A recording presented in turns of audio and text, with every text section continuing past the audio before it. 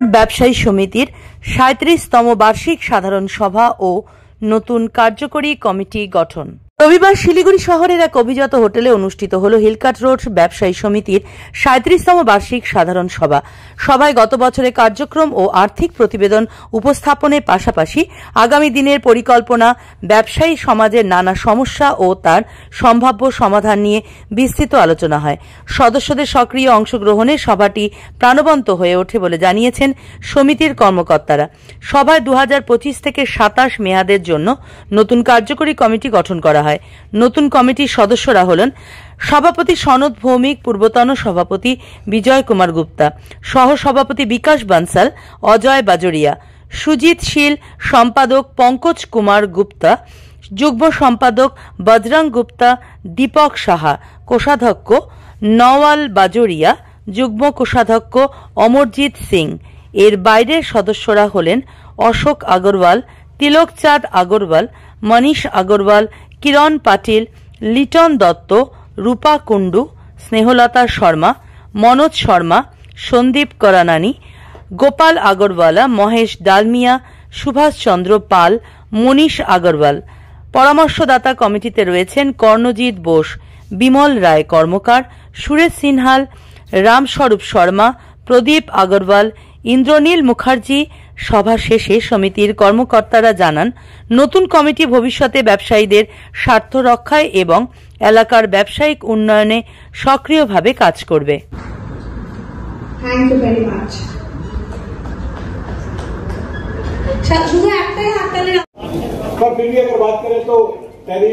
Global investments कैसे आएंगे, geopolitical situation कैसे रहेंगे और कंपनी की अर्निंग्स कैसे आएगी, इसके ऊपर डिपेंड करेगा कि अपने अनप्रेसिडेंटेड है कि अमेरिका का प्रेसिडेंट बोल रहा है कि तुम एप्पल को इंडिया में मत बनाओ।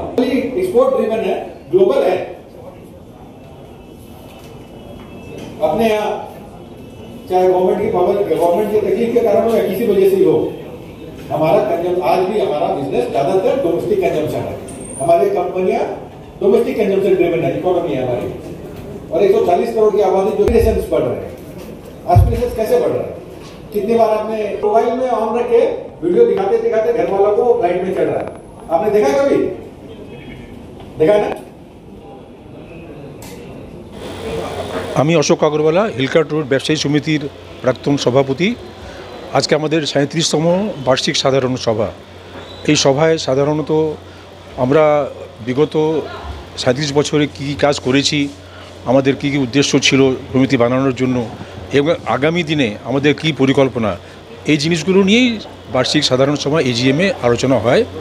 আজকে বিভিন্ন প্রায় ১৫-২০টি অন্যান্য অ্যাসোসিয়েশন থেকেও পদাধিকারীরা এসছেন।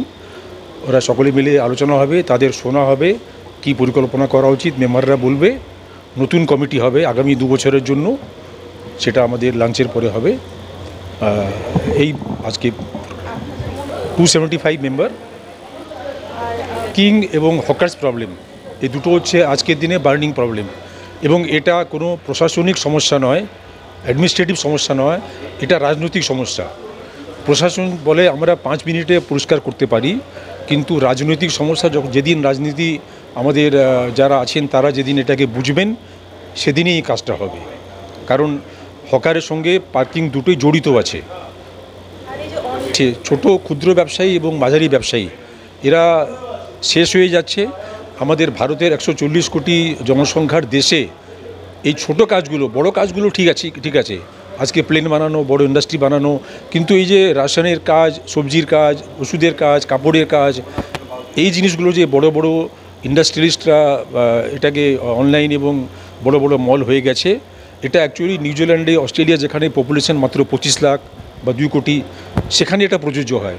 ভারতবর্ষে যখন 10 কোটি পরিবার মানে 50 কোটি মানুষ এই জিনিসগুলোর উপরে সেলফ এমপ্লয়েড মানুষ তারা পরিবার চলছে, তাদের জন্য এটা একদম মানে ভীষণভাবে তারা আহত এবং আগামী কয়েক বছরের মধ্যে এগুলো যারা শেষ হয়ে যাবে।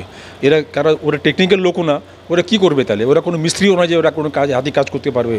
এটা খুব সমস্যার ব্যাপার, সবচেয়ে বার্নিং ইস্যু এটা।